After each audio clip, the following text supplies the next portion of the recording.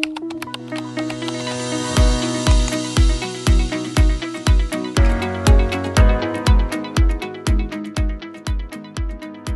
everybody, Mark Lewis. Welcome back to Warehouse Wednesdays. I was still not getting used to not saying that without laughing, but I like it.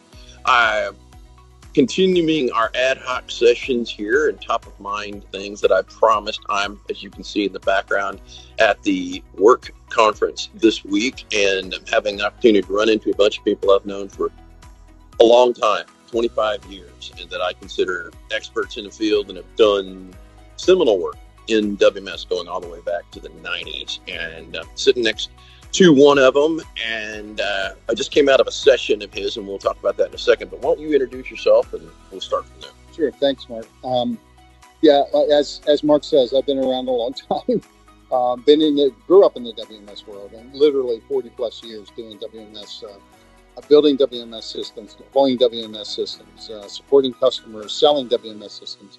And not just the applications themselves, but integrating those systems with ERP systems and control systems, automation, so on and so forth. So basically, working with my customers inside the four walls to solve whatever issues they need related to software and automation. Yeah. So we just came out of the session, and one of the topics in the industry right now, period, is do you stay on-prem? People that had WMS from the 90s, maybe even in the aughts, and I talk to those people day in and day out.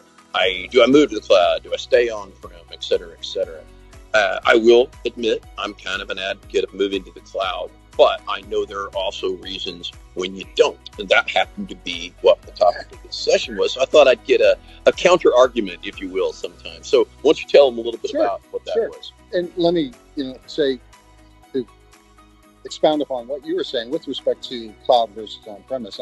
Clearly, the trend is for everything to go to the cloud. In fact, you have some of the leading vendors in the industry right now who are only doing cloud deployments, right?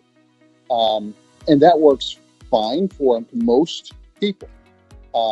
This presentation that I participated in, though, is contrary to that, sort of going against the conventional wisdom.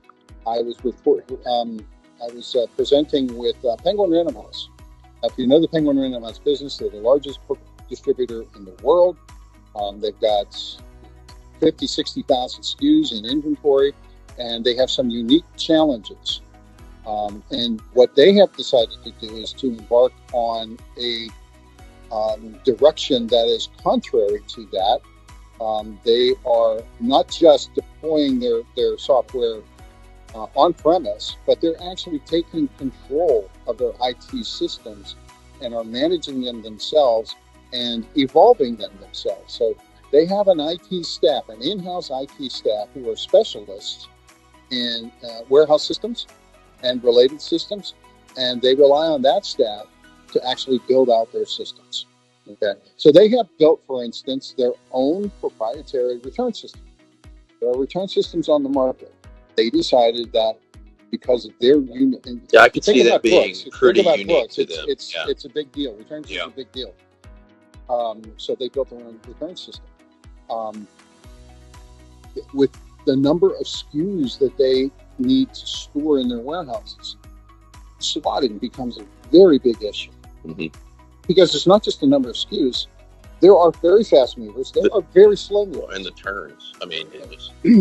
and the thing that is a challenge for them is you take a book that was written years ago and it's a slow mover, but then something happens. Like that author dies.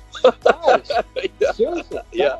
Or becomes popular for some reason. So you take a slow mover, it now becomes a fast mover, and it's going to be a fast mover for the next few months. So there is a constant battle with keeping their warehouse storage scheme optimized. So they get their own slotting tool. Right. Okay.